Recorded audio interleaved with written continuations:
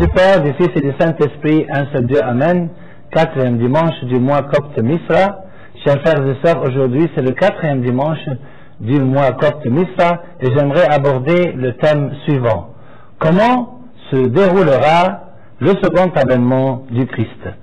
En introduction, l'évangile de l'office de la Sainte Liturgie ainsi que celui de l'office de l'ensemble de l'aube du quatrième dimanche de Misra nous parlent de certains événements du second avènement du Christ. 1. Dans l'évangile de l'office de la Sainte Liturgie, le Christ nous avertit.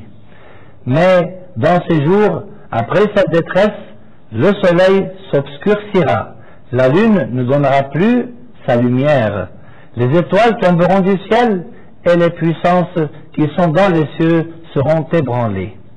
Alors, on verra le Fils de l'homme venant sur les nuées avec une grande puissance et avec gloire. Il enverra les anges et il rassemblera les élus des quatre vents de l'extrémité de la terre jusqu'à l'extrémité du ciel.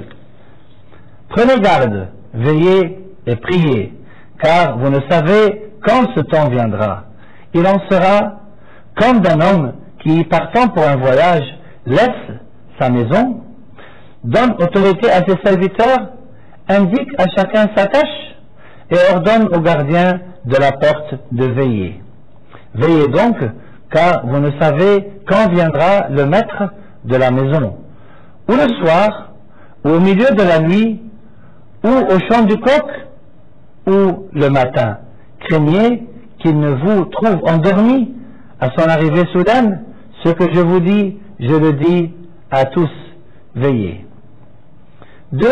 Dans l'évangile de l'office de l'ensemble du soir, Saint Luc déclare que les pharisiens demandèrent à Jésus quand viendrait le royaume de Dieu. Il leur répondit, le royaume de Dieu ne vient pas comme un fait observable, car comme l'éclair resplendit et brille d'une extrémité du ciel à l'autre, ainsi sera le Fils de l'homme en son jour. 3. Dans sa deuxième épître aux Thessaloniciens de l'office de la Sainte Liturgie, Saint Paul exhorte les fidèles de la sorte.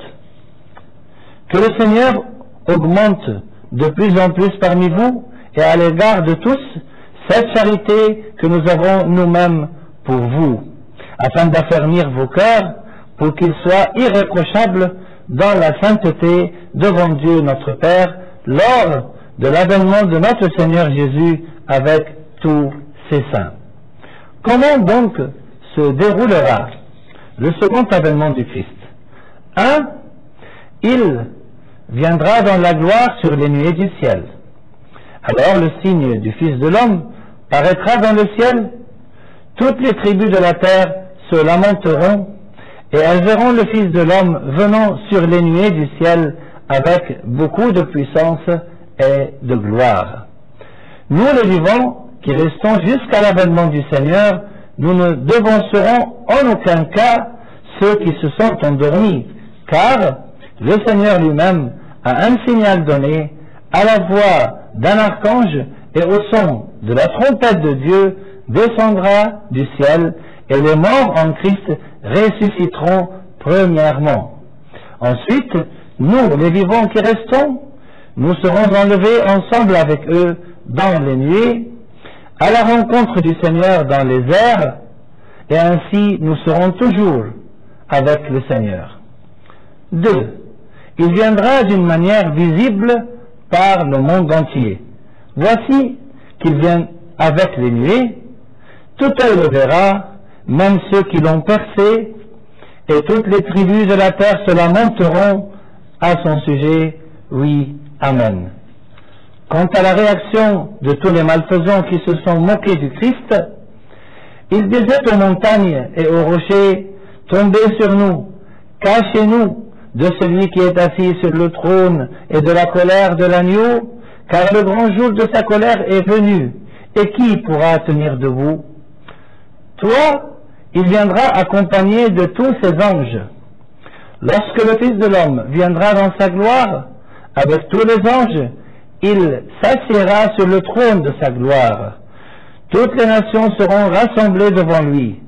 Il séparera les uns des autres, comme le berger sépare les brebis des boucs. Il mettra les brebis à sa droite et les boucs à sa gauche. 4. Il viendra à l'improviste. Voici 5 exemples bibliques qui montrent que notre Seigneur Jésus viendra à l'improviste. 1. Tout comme à l'époque de Noé. Ce qui arriva au jour de Noé arrivera de même au jour du Fils de l'homme.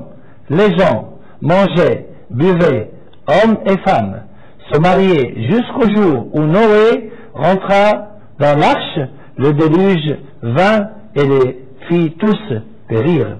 B. Tout comme à l'époque de Lot. Il en sera aussi comme au jour de Lot. Les gens mangeaient, buvaient, achetaient, vendaient, plantaient, construisaient, mais le jour où Lot sortit de Sodome, une pluie de feu et de soufre tomba du ciel et les fit tous périr. Il en sera de même le jour où le Fils de l'homme sera révélé. C'est comme un filet. Et que ce jour n'arrive sur vous à l'improviste comme un filet, car il viendra sur tous ceux qui habitent la surface de toute la terre. D. Comme les douleurs de l'accouchement sur la femme enceinte. En effet, vous savez vous-même parfaitement que le jour du Seigneur viendra comme les douleurs de l'accouchement sur la femme enceinte, et ils n'échapperont en aucun cas. Eux, comme un voleur dans la nuit. En effet, vous savez vous-même parfaitement que le jour du Seigneur viendra comme un voleur dans la nuit. Quand ils diront paix et sécurité, alors la destruction arrivera sur eux à l'improviste. Cependant, le jour du Seigneur viendra comme un voleur. En ce jour-là, les cieux passeront avec fracas, les éléments embrasés se dissoudront et la terre, avec ses œuvres, sera consumée. Le Christ lui-même nous l'a confirmé, voici, je viens comme un voleur. 5. Puisqu'il viendra à l'improviste, il faut veiller. Heureux celui qui veille et garde ses vêtements. Pourquoi faut-il veiller? C'est le Christ qui répond à cette question importante. Veillez donc, puisque vous ne savez pas quel jour votre Seigneur viendra. Sachez-le bien, si le maître de maison savait à quelle veille de la nuit le voleur doit venir, il veillerait et ne permettrait pas qu'on fracture sa maison. C'est pourquoi vous aussi, tenez-vous prêts, car le Fils de l'homme viendra à l'heure où vous n'y penserez pas. Quel est donc le serviteur fidèle et prudent que son maître a établi sur ses domestiques pour leur donner la nourriture en temps voulu? Le maître de ce serviteur viendra le jour où il ne s'y attend pas et à l'heure qu'il ne connaît pas.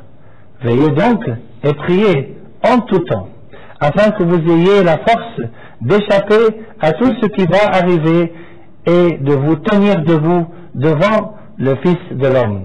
En conclusion, chers frères et sœurs, réveillons-nous afin que nos cœurs soient irréprochables dans la sainteté lors du second avènement de notre Seigneur Jésus-Christ, à qui la gloire est due maintenant et pour les siècles des siècles.